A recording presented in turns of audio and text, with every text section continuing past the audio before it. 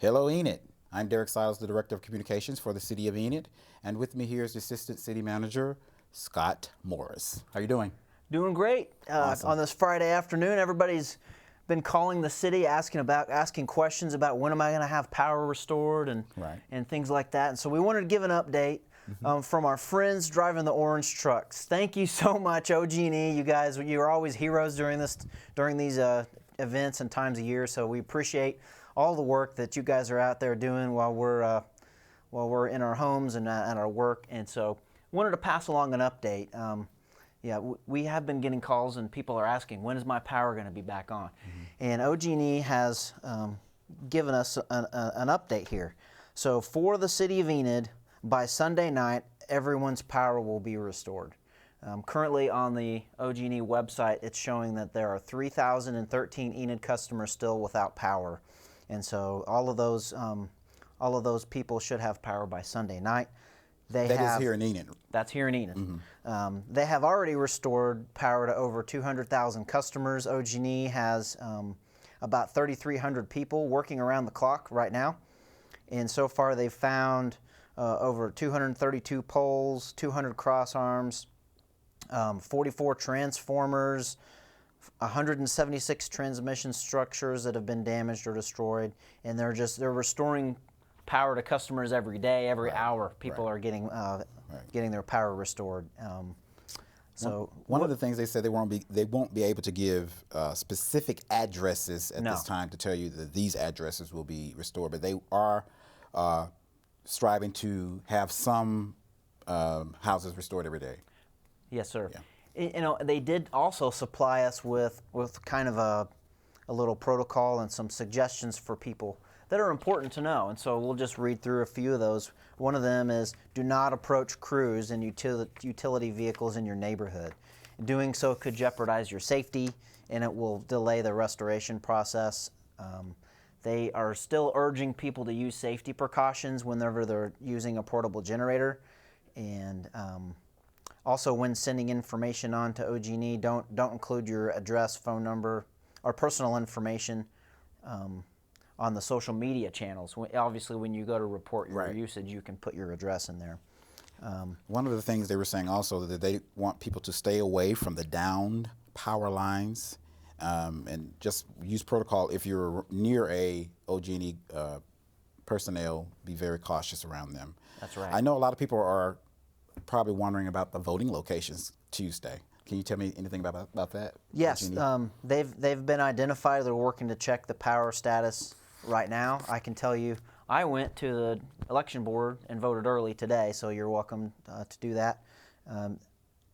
You know, they're saying in Enid that we'll have our power restored by Sunday night, so obviously by Tuesday they'll be good to go, but they are double checking all of those locations to ensure that they have power. That's on their priority list. So very good job to OG&E. We're just thankful for you guys. You're always our heroes whenever we have a storm like this. So just a big shout out to those guys and everybody that's working hard for citizens in Enid. Thank you, OG&E. I agree. And as far as the city update, the tree limb and debris, what can you tell us about that? What's going on with it? We have been working hard to come up with a good plan on how we're going to do our pickup. We've already identified ways that people can communicate where their pile is and ask for it to be picked up, but we're also working hard to do things that we haven't typically done in the past. We're trying to involve multiple contractors this time to help pick up damage, and we are still looking into the idea of setting up a few. People may remember from 2002 we had a few transfer station type places where people could just come and drop their limbs off and they did not have to go all the way to the landfill. We're working on a couple of locations that would work out for people all across Enid to come dump their limbs. The landfill is available right now for people to come into the landfill, and we are waiving the requirement that you have to have a utility bill for limbs only. So if you come out there with trash, you're going to have to pay or use your utility account, but for limbs only, they're not going to be asking you for your utility bill information at the landfill. So we're working on some plans. Hopefully on Monday we'll be able to introduce a better plan and maybe even have some contractors lined up. We're working on a few portable chippers to be installed at these locations, our transfer locations.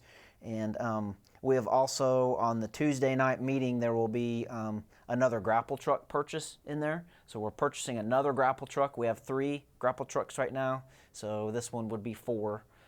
And we're working hard to, and we're also working with FEMA to try to get, make sure that maybe a purchase like this grapple truck or maybe some other things maybe could be reimbursed from the city of Enid. So we're working hard for a plan. Look on Monday for an update on limbs, but feel free over the weekend, take your limbs to the landfill and continue to use the SeeClickFix app to call in your brush pile locations.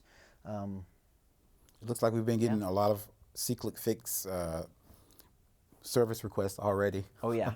So remember, you can always go to cityofenid.com, or you can download the actual app on your Android or your iPhone, and you can utilize it. Just you can take photos of your limbs, and some people have some of them already been picked up. So, so just report them to us, especially if they're in the street. We may have to assist earlier than usual.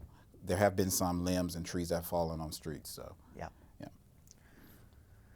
Very good. I just wanted to take this moment and just and give another shout out to just say, hey, thank you, OG&E, for all that you're doing. Thank you for the update. I'm sure that the 3,000 people without power are looking forward to be able to have it again. So that's all I've got for you, Derrick, unless we've got questions or if there's anything else we need to talk about.